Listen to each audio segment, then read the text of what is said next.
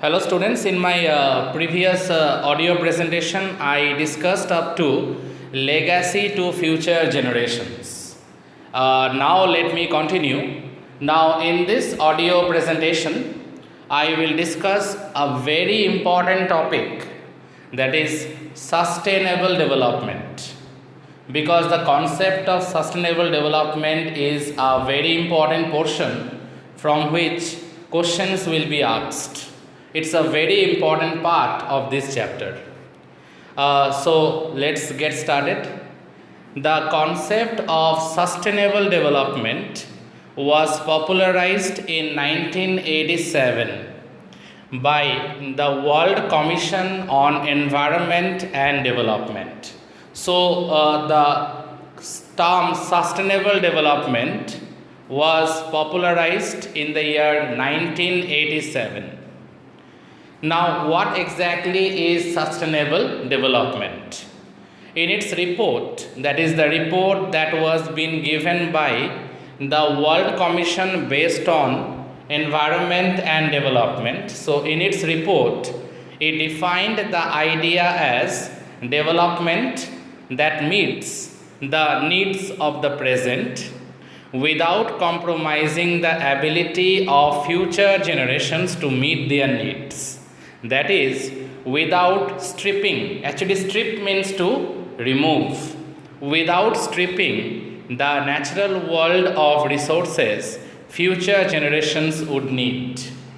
Now, dear students, in my previous audio presentation at the very end, I talked about the proper utilization of the natural resources, because we have to tactfully utilize the natural resources not only for ourselves but also for our future generations.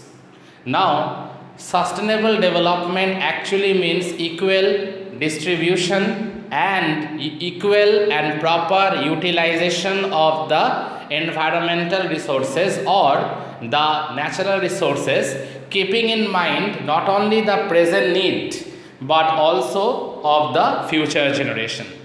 But sadly, being a part of nature, we are stripping the world of its natural resources, and ultimately it is moving us towards environmental degradation, and it is high time we should be well aware of this. Because if no proper sustainable development is being undertaken, then obviously it will be downfall for the human civilization in terms of protecting the environment. Now, if we have to protect the environment, then we have to be very cautious about the proper sustainable development, about the proper development in terms of utilization of resources. It should be well balanced. We should implement properly the sustainable development. Otherwise, there will be a big problem for our existence in the near future. So, now I am moving on to the next paragraph. In the zoo at Lusaka, Zambia, there is a cage where the notice reads, "The world's most dangerous animal." Now, this is a very significant paragraph. Inside the cage, there is no animal. Outside, it is written, "The world's most dangerous animal." So, the innovation lies in the fact that if you pass by this particular cage, your own image will be reflected in the mirror, and obviously, when you will read that the world's most dangerous animal, that boarding, then ultimately whom does it suggest to be the world's most dangerous animal?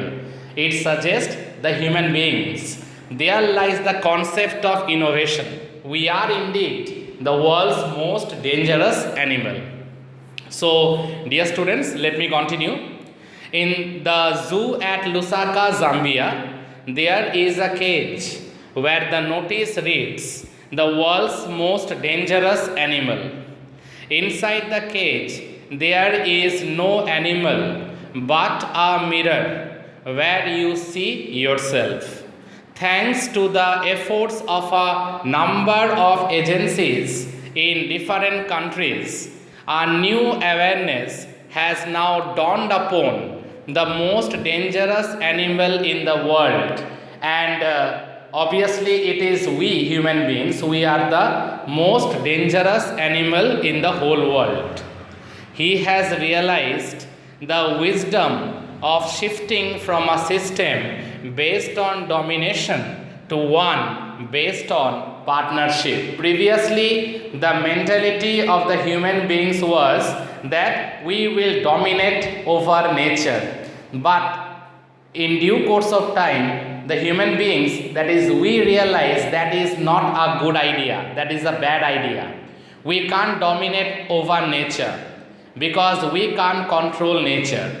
What best thing we can do, being a part of nature, our survival is also very important. So what we can do, instead of domination or instead of dominating over nature, we have to leave this idea from our mind. We can't dominate nature. Instead of that, we can form an alliance with nature, alliance or partnership with nature. In that way, it will help us to prosper, it will help us to grow economically and socially, and not only economically and socially but also environmentally also. It will help us in our growth prospect, economically, socially, as well as from the environmental or ecological perspective also.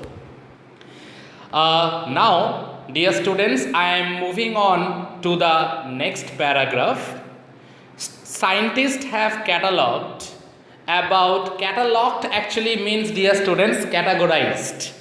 So I repeat, scientists have catalogued about 1.4 million living species. I told you previously also when I discussed this chapter that the data given here, it might vary because in the present scenario the figures might change, but we will go by the data mentioned in the chapter. Okay, so let's continue. Scientists have catalogued about 1.4 million living species with which mankind shares the earth. Estimates may vary widely as regards the still uncatalogued living species, but there are many other living species also who are eagerly waiting for a proper biological nomenclature. They are still in ignorance, or we can say they are still in ignominious darkness because they don't have a proper biological recognition, or in other words to say, they don't have a proper biological identity as such, because research is going on, but still more than half of the living species are there whose names are yet to be discovered by the biologists, or we can say by the scientists. So let me continue. Estimates may vary widely as regards the still uncatalogued living species, those species which are still not been discovered, or rather they are discovered but they haven't been given a proper biological name or a nomenclature or an identity. Biologists reckon that about 3 to 100 million other living species still languish unnamed obviously because they haven't been classified yet. They are devoid of any identity yet, only their existence is discovered, but research is going on. Proper nomenclature has not yet been discovered by the scientist. So I am moving on to the last part of this paragraph.